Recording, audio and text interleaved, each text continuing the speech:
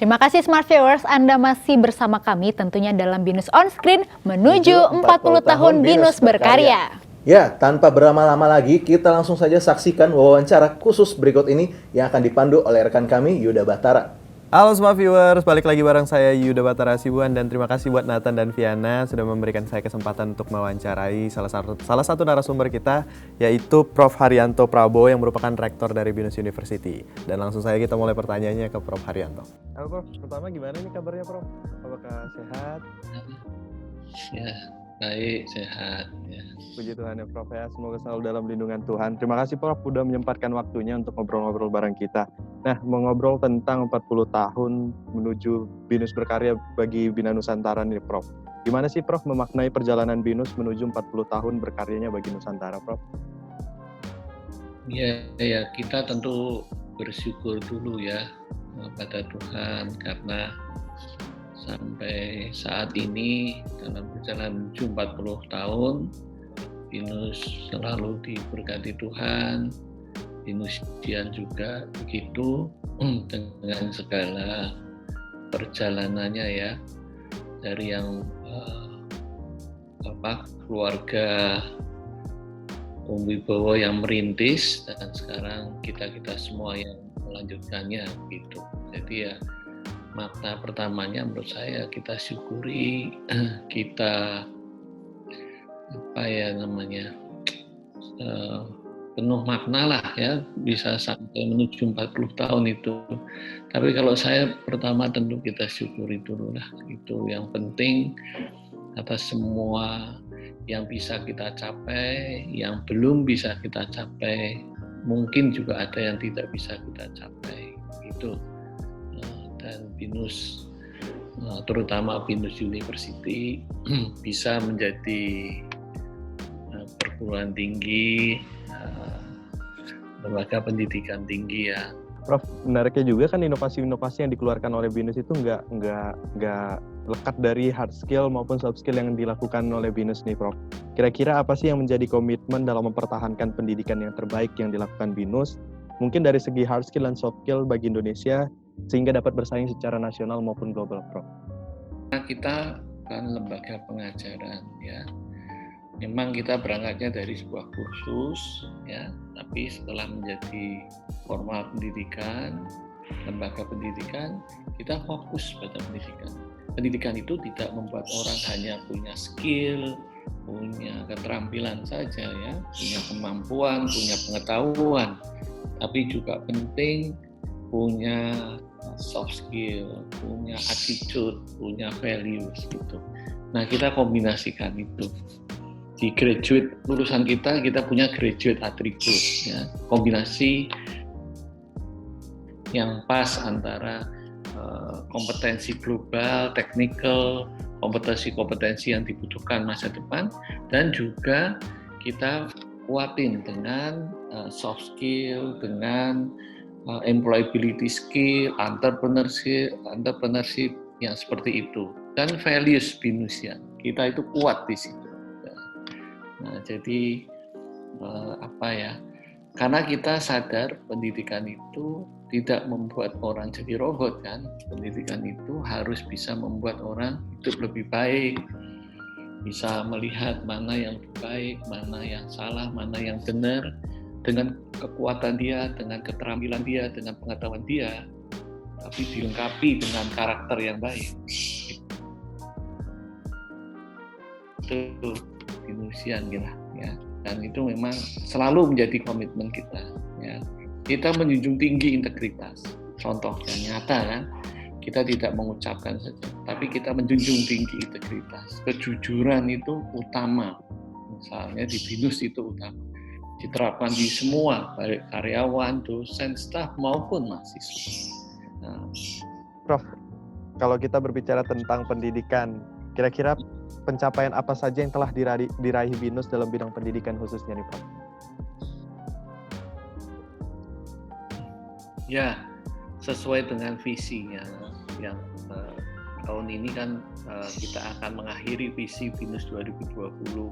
Kita ingin menjadi perguruan tinggi yang mendapatkan pengakuan dunia, terutama karena inovasi dan juga karena pengembangan dari lulusan-lulusannya yang berkualitas gitu.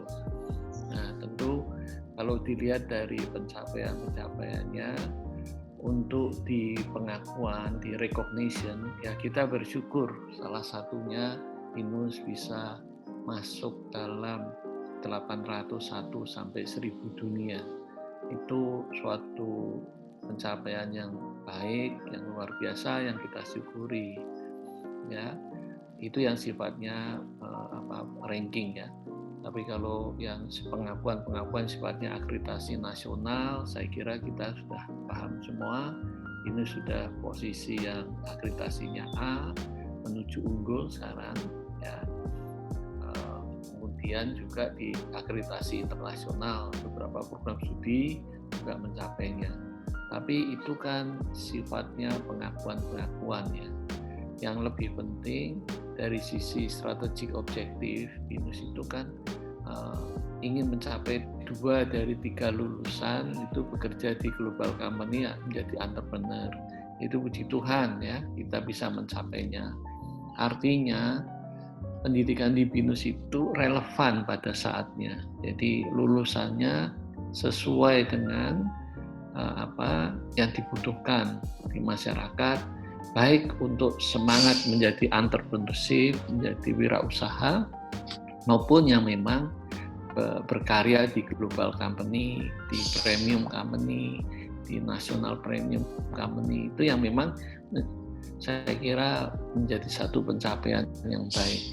Kemudian di bidang research ya, kita tahu kerja keras dari semua dosen, dukungan dari yayasan dan bersama mahasiswa alumni juga ya. Riset kita, publikasi kita terus meningkat ya, mendapatkan pengakuan-pengakuan juga.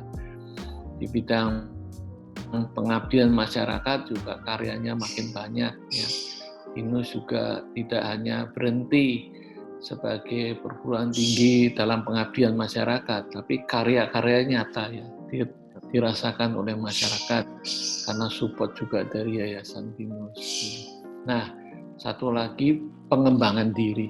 Ini hal yang memang ditetapkan di BINUS sehingga menjadi catur dharma. Jadi kan pengajaran, penelitian, pengabdian dan pengembangan diri. Pengembangan diri menjadi sesuatu yang menjadi culture BINUS juga, bahwa setiap orang di BINUS itu punya semangat untuk belajar lagi, mengembangkan diri lagi. Lulusan-lulusan kita menjadi pembelajaran yang terus ya, bukan yang berhenti karena gelarnya, tapi terus menjadi pembelajaran yang sepanjang hayat gitu. Nah, itu pencapaian-pencapaian yang bisa diukur dan sebagainya. Ya, tapi kita juga pencapaian yang lebih utama, setiap pencapaian ini menjadi landasan berikutnya kan, untuk mencapai berikutnya, untuk target berikutnya.